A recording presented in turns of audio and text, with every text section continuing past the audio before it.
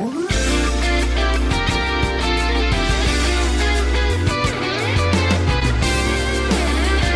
hey! I didn't see you there. I got a question. Oh, I went a little too fast there. My question is, what's your most anticipated Sonic project of 2022 now that Sonic Movie 2's out? Now don't get me wrong, I know some of you guys are dead serious when you might say a Sonic Prime, or if you're weird, Origins. I think a majority of the Sonic fanbase's most anticipated project is still Sonic Frontiers.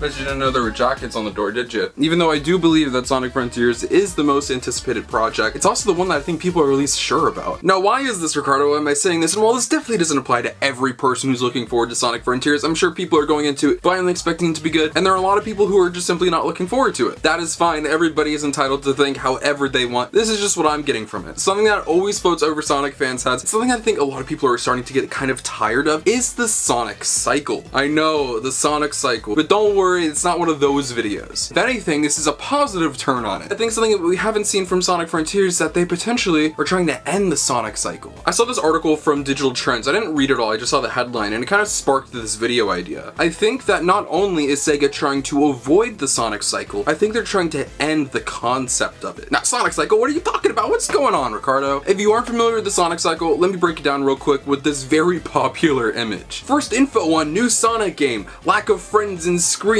hopes are raised. Fans begin to claim that this is Sonic's triumphant return. More screens and info on new Sonic game. Pictures of friends, pictures of new friends. Gameplay looks to be same old, hopes hit the ground. Game releases, reviews slam the game, massive disappointment, fans proclaim they will never be fooled again. And while I think the Sonic cycle is kinda dumb, it's not completely dumb. Okay, Ricardo, well that's the Sonic cycle, but how is Sonic Forces potentially going to change this? Look, y'all, it's not my fault, it's Sega's fault. Now, while they might be taking a method to end this, it may not be the method a lot of Sonic fans have wanted. Expectation is usually built through what you show. And the cool thing with Sonic Frontiers so far, they haven't shown a lot. So how do you avoid showing off this and getting fans excited and then their expectations slowly deteriorating and then it crash and burn when the game actually releases?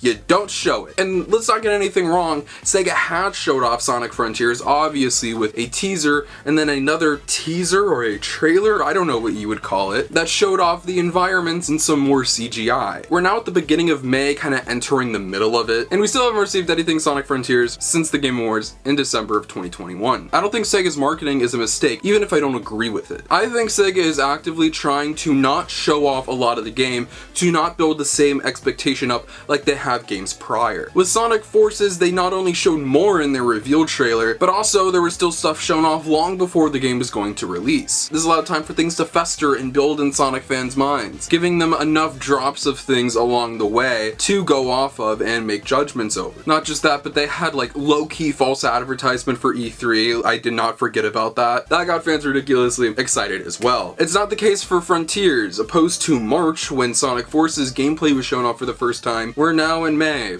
and we haven't seen any Sonic Frontiers gameplay at all. I think they're going to be taking a very hush-hush approach to this game where everyone knows it's coming, and once when the game gets close, they will be showing off more and more and more. And don't worry, we will be getting gameplay in a proper trailer very soon, but it won't be at the same rate as games prior, I believe. I don't think you'll see it as much as Generations, Lost World, Boom, Forces, anything. I think this will be one of the most minimalist Sonic game rollouts in a while. There's so many reasons as to why this could be, but I do think this reason as the Sonic cycle, building up these expectations and then ultimately having them disappointed at the end of the day, this is going to help that, even if it's kinda hard not having a lot of news. But an easy way of not only marketing Sonic Frontiers without actually marketing Sonic Frontiers and keeping the fans a little fed in some ways is all of the external media surrounding it. Now, I know what some people are going to say, they're gonna think this is a really dumb statement, and I'm not saying this replaces or makes up for the lack of Sonic Frontiers, but simply having a Sonic show releasing around the time that Sonic Frontiers is going to release, that does still keep Sonic in people's minds. You had a movie release this year, Sonic is in people's minds. Not just that, we have another game releasing next month, Sonic Origins. Sonic has been more visible than ever, and I think it will be easier to promote a Sonic game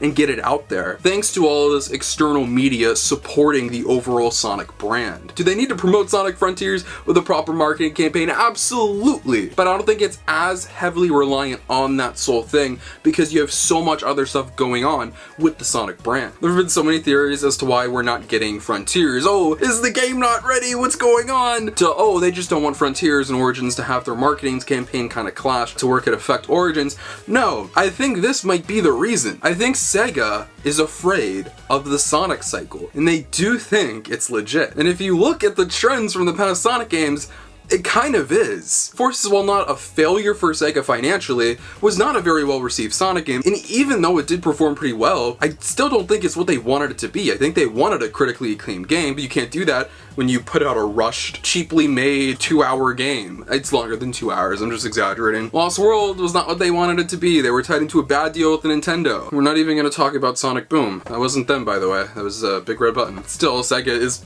to blame for that. This is different. Frontiers is a big budget, big Sonic release. They want this to be a big deal. And I think they want fans to like this and enjoy it. And expectations, unfortunately, can ruin a lot of good things. This new Doctor Strange movie just came out and it's pretty solid. But I think so many Marvel fans don't like it because they were expecting, oh, Tom Cruise as Iron Man. I want Deadpool. Oh, Wolverine. It's like, no, don't do this. Just enjoy the movie for what it is and leave your expectations at the door. That's how you should approach any piece of art, any piece of media. This applies to Sonic games, and Sonic fans have every right to be skeptical of Sonic Frontiers, but also Sonic fans have every right to be excited for Sonic Frontiers. On one side, the people who are skeptical about it have been let down so many times you can't blame them for being skeptical this time around as well, because they just haven't proven themselves. And for the people excited, you can't be mad at people who were excited for something. Let people feel whatever they want, that's fine. This is my point of view on why this could be the case. I think SEGA is kind of looking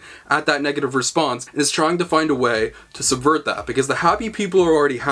The unhappy people, you don't want to make more unhappy when you don't deliver exactly what they want. There's so many Sonic fans in the world who have their own versions of Sonic. You have adventure purists who, if Sonic is going to be good, it has to be that Sonic. These people should be in elderly homes by now, but you have classic purists who believe 2D is the only Sonic. There are so many people who have their own versions of Sonic, it's going to be hard to please all of them. So while it may not be what we wanted, showing the least amount of Sonic Frontiers to not have as many expectations as possible might be the best way for them to go. But I want to know what you guys thought of this little discussion about Sonic Frontiers and how this could end the Sonic cycle. Do you think this is the reason why we aren't getting stuff? Or do you think it's for another reason, like secrecy for no reason? Or do you think it's because there is nothing to show and it's a very buggy game right now? What do you think? Let me know in the comment section down below. I love to know what you guys have to say. Feel free to follow my social media. Links to my Twitter and Instagram are in the description below. You can follow those friends, look at my life, future content, and all things Sonic the Hedgehog. But most importantly, if you're not subscribed, make sure you subscribe. This is the #1 destination on YouTube for all things Sonic. Whether it's video games, TV shows, movies, comic books, merchandise, and more, we talk about it all. Thank you all so much for watching this video, and I'll see you guys in the next one. Peace out.